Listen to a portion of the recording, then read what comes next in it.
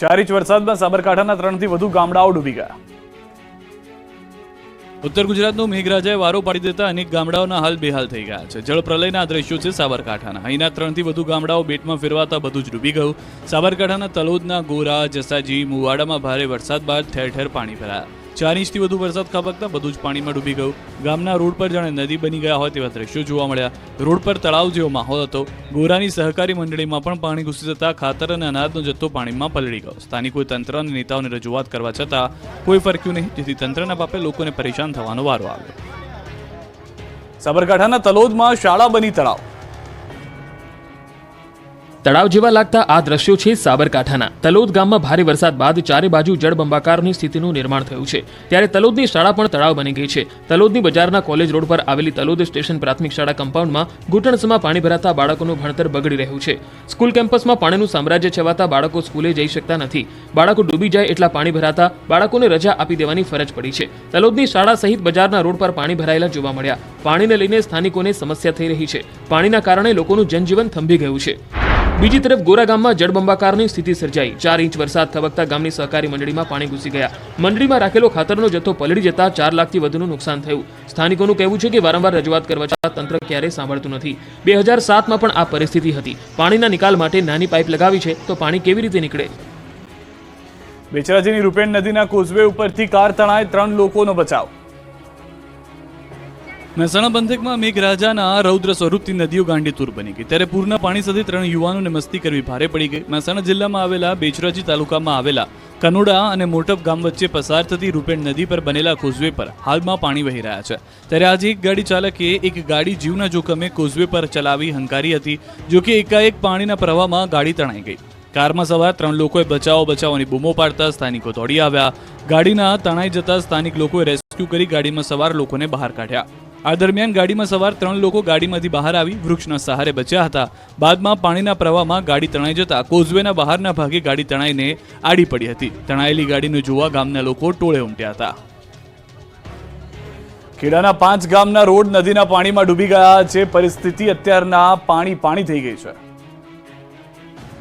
ખેડા કપડવંજમાં ભારે વરસાદ બાદ અનેક નદીઓ ગાંડીતુર બની છે. નદીના ધસમસતા પાણી ગામડાઓમાં ઘૂસી જતા ગામના ગામ ડૂબી ગયા. ગામડાઓ બેટમાં ફેરવાયા. કપડવંજના 5 જેટલા ગામમાં જ્યાં જુઓ ત્યાં પાણી જ પાણી નજરે પડી રહ્યું છે.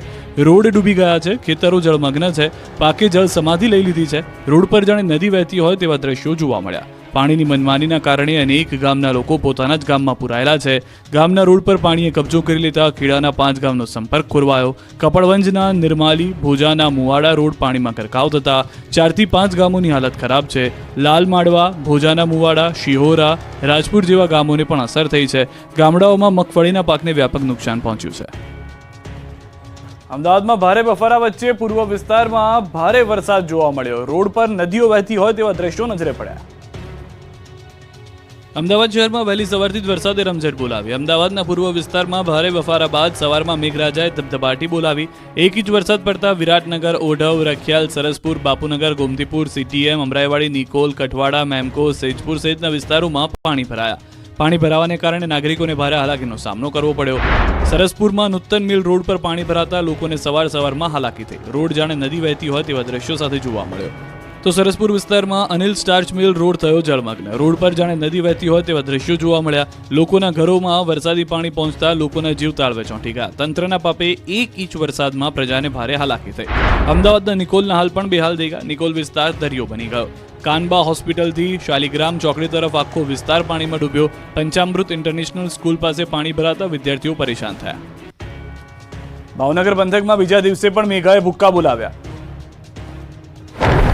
ભાવનગર શહેર અને ગામડાઓમાં બીજા દિવસે પણ મેઘરાજાએ ભૂક્કા બોલાવ્યા છે. ભાવનગર શહેર અને ગ્રામ્યમાં સવારથી વાદળછાયું વાતાવરણ હતું. ભારે બફારાથી લોકો ત્રાહિમામ પુકારી ઉઠ્યા. બપોર થતાં વાતાવરણમાં પલટો આવ્યો. વરસું થતા વાદળો અંતે વરસી જ પડ્યા. એવા વરસ્યા કે આખું શહેર અને ગામ પાણી થઈ ગયું. શિહોર પંથક, વરલ, ટાણા, થોરાળી, રામગઢ, બેકડી, થાળા સહિત ગામોમાં વરસાદ પડ્યો. વરસાદી માહોલથી શહેરીજનો અને ખેડૂતોમાં ખુશી છવાઈ. અમરેલીના જાફરાબાદ શહેર અને ગ્રામ્ય વિસ્તારમાં ગાજવીજ સાથે વરસાદ પડ્યો. દુધાળા સહિત ગામડામાં વરસાદ પડ્યો. પીપાવાવ પોર્ટ વિસ્તારમાં વરસાદ પડતા રોડ પાણી થયા. ભાવનગર શહેર સહિત જિલ્લાના વાતાવરણમાં પલટો આવ્યો છે. અસહ્ય બફારા બાદ વરસાદ વરસ્યો છે. શહેર સહિત પંથકના ગ્રામ્ય વિસ્તારોમાં મેઘરાજાનું આગમન થયું છે. વરસાદ વરસતા શહેરીજનો અને ખેડૂતોમાં ખુશીની લહેર છે. સતત બીજા દિવસે ધોધમાર વરસાદ ખાબક્યો છે. પંથકના ગામોમાં વીજળીના કડાકા ભડાકા સાથે વરસાદ વરસી રહ્યો છે. આસપાસના વિસ્તારોમાં, ગ્રામ્ય વિસ્તારોમાં તો વરસાદ થયો, પરંતુ સાંજ થતાની સાથે જ અનેક શહેરના વિસ્તારોમાં પણ ભારે વરસાદની શરૂઆત થઈ ગઈ છે. ભાવનગરના દ્રશ્યો જોઈ રહ્યા છો. વાતાવરણમાં પલટો આવ્યો અને ધોધમાર વરસાદ શરૂ થયો. તો નર્મદા જિલ્લામાં ધોધમાર વરસાદ વરસ્યો છે. 2 દિવસના વિરામ બાદ મેઘરાજાનું આગમન થયું છે. વરસાદના પગલે રસ્તા ઉપર પાણી વહેતા થયા છે. સ્ટેશન રોડ, દરબાર રોડ, કાચિયાવાડ વિસ્તારમાં પાણી ભરાઈ ગયા છે. પાણી ભરાતા રાહદારીઓને પણ મુશ્કેલી છે. આજે બપોર બાદ ધોધમાર વરસાદ પડતા વાતાવરણમાં ઠંડક પ્રસરી ગઈ છે. 2 દિવસના વિરામથી મેઘરાજા રિટર્ન થતા લોકોમાં ખુશી જોવા મળી રહી છે. ઉત્તર ગુજરાત પર મેઘરાજા મહેરબાન થતા નદીઓ ગાંડીતુર બની છે. ઉત્તર ગુજરાત પર મેઘરાજા મહેરબાન થતા અહીં નદીઓએ રૌદ્ર સ્વરૂપ ધારણ કર્યું. ત્યારે પાટણના સિદ્ધપુર પંથકમાં ભારે વરસાદને પગલે નદી નાળા છલકાયા. ભારે વરસાદના પગલે કાલેડા ગામની સીમમાં પસાર થતી નદીમાં નવા નીર આવ્યા. કાલેડા વદાણી માર્ગ પર પસાર થતી ખારુબોહ નદીમાં નવા નીરની આવક થઈ. નદીમાં નવા નીરની આવક થતા ગ્રામજનો જોવા માટે ઉમટી પડ્યા.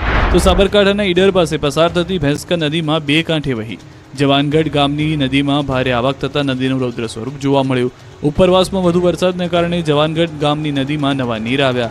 નદીમાં પાણી આવવાને કારણે ખેતરોમાં વરસાદી પાણી ભરાયા. રાતના અવિરત વરસાદને કારણે ઠેર ઠેર નદી નાળામાં પાણીની આવક થઈ. ઉપરવાસમાં સારા વરસાદ અને ઉત્તર ગુજરાતમાં પડેલા સારા વરસાદ બાદ મહેસાણાનો ધરોઈ ડેમ 66% ભરાયો. હાલ ડેમમાં 7,778 ક્યુસેક પાણીની આવક થઈ રહી છે. ડેમમાં હાલ 66.12% પાણીનો જથ્થો ઉપલબ્ધ છે. ડેમની સપાટી 612.46 ફૂટે પહોંચી છે. ફરી નર્મદા ડેમની સપાટી વધી 135 ફૂટે પહોંચી ગઈ છે સપાટી. હવે ગુજરાતની જીવાદોરી સમાન સરદાર સરોવર ડેમ ફરી છલકાવાની તૈયારીમાં છે. ઉપરવાસમાં ભારે વરસાદના પગલે નર્મદા ડેમની પાણીની પુષ્કળ આવક થઈ છે. 24 કલાકમાં 43 સેન્ટીમીટરનો વધારો થયો. ઉપરવાસમાંથી પાણીની આવક 92,864 ક્યુસેક થઈ રહી છે, જેના પગલે નર્મદા ડેમની સપાટી 134.98 મીટરે પહોંચી છે.